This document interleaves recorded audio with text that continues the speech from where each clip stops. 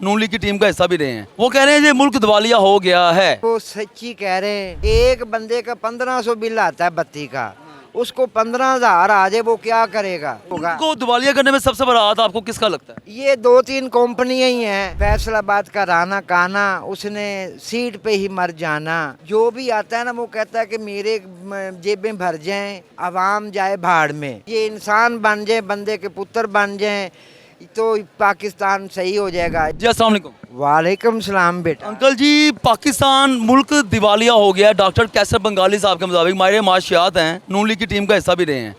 वो कह रहे हैं ये मुल्क दिवालिया हो गया है। क्या कहेंगे इस बारे में? देखें, वो सच्ची कह रहे हैं कि मुल्क वाकई दिवालिया तो हो चुका है।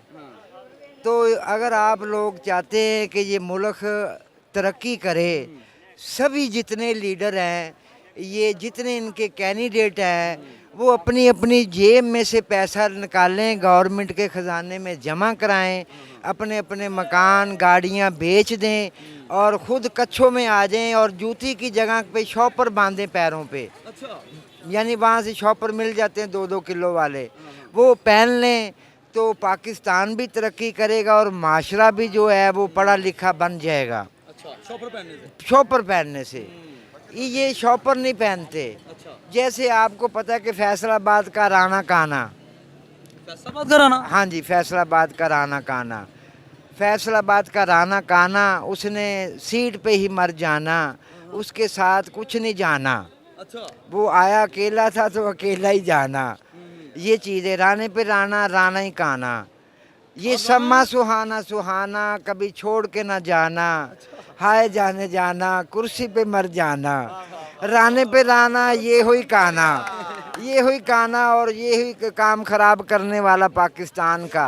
अच्छा। हाँ, इनको पता ही नहीं है कि पाकिस्तान क्या है, इनको पता ही नहीं कि हम झूठ क्यों मार रहे हैं, इनको पता ही नहीं है कि झूठ मारने वाला बेईमान होता है, इनको ये भी नहीं पता कि ईमानदार किसको कहते हैं, दयानतदार किसको कहते हैं, ये इनको नहीं मालूम है। ये बिल्कुल फारक है। ये इनको ये है कि एक पहाड़ है, नीचे पानी है, ये पहाड़ पे चढ़े हुए हैं ताकि हम पानी में ना गिर जाएं। असल में ये बात है। जो भी आता है ना वो कहता है कि मेरे जेबें भर जाएं, बैंक भर जाएं, मेरे यारी ख़ानदान जो है वो अमीर हो जाए, आवाम जाए भाड़ में। चीज़ ये है, आवाम के बारे में ये नहीं सोचते। आवाम के बारे में सोचेंगे तो फिर कच्छे में आ जाएं और रात के 3:30 बजे ये सारे लीडर अपनी अपनी छतों पे चढ़ जाएं और आधा आधा घंटा कान पकड़ें और कान पकड़ के कहें कि या अल्लाह हमें माफ़ कर दे, हमसे बड़ी बड़ी भूल हो गई है, हम अपने जितने पैसे हैं वो ख़जाने में जमा कराते हैं। वो कैसे कराएंगे? बड़ी मुश्किल से कमाए हैं उन्होंने। यही तो बात है।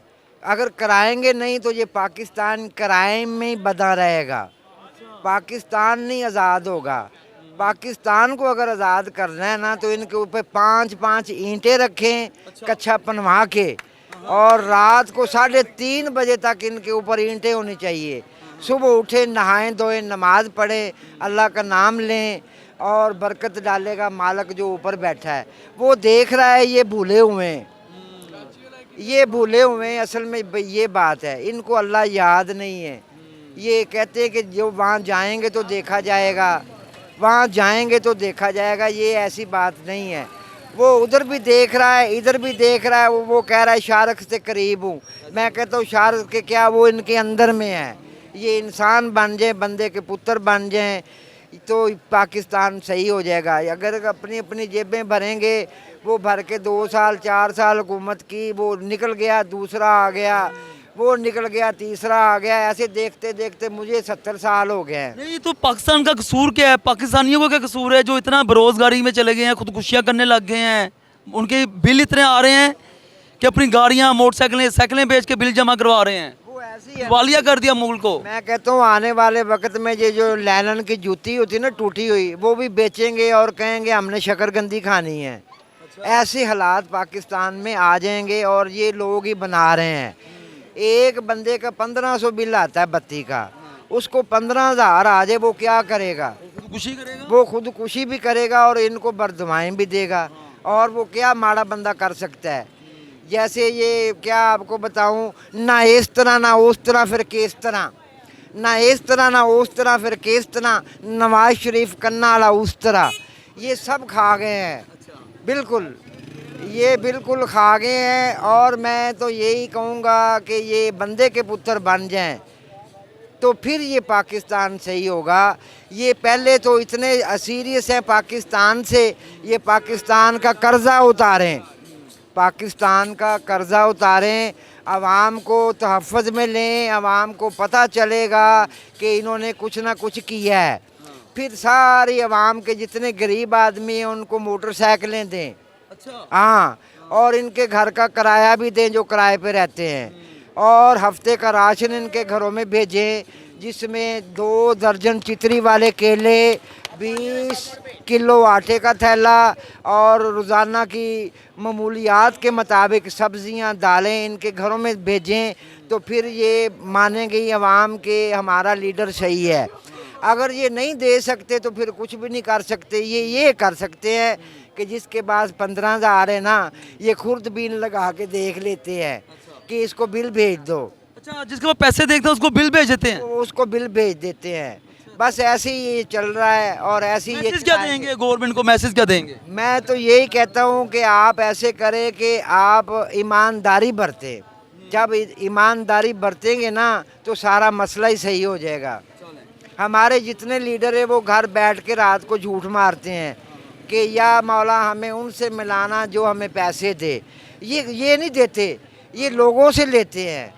जो लोगों से लेने वाला है ना वो कभी भी तरक्की नहीं कर सकता, वो जहाँ भी जाएगा वो फेल ही होगा। को दिवालिया करने में सबसे बड़ा हाथ आपको किसका लगता है? ये 2-3 कंपनियां ही हैं, ये जरदारी शरीफ, नवाज शरीफ और बाबरा शरीफ। मैं तो कहता है इनको पकड़ के अंदर करें और इनके जितने पैसे हैं वो गवर्नमेंट के ख़जाने में जमा कराएं और इनको बाहर कहें कि टेंट लगाएं, वहाँ ये दिहाड़ियाँ करें, मजदूरियाँ करें तगारी वाली, और वहाँ बच्चों का पेट पालें। पाकिस्तान खुद ब खुद तरक्की कर जाएगा। बड़ी मेहरबानी सर। मैं ताबेदार। पाकिस्तान जिंदाबाद।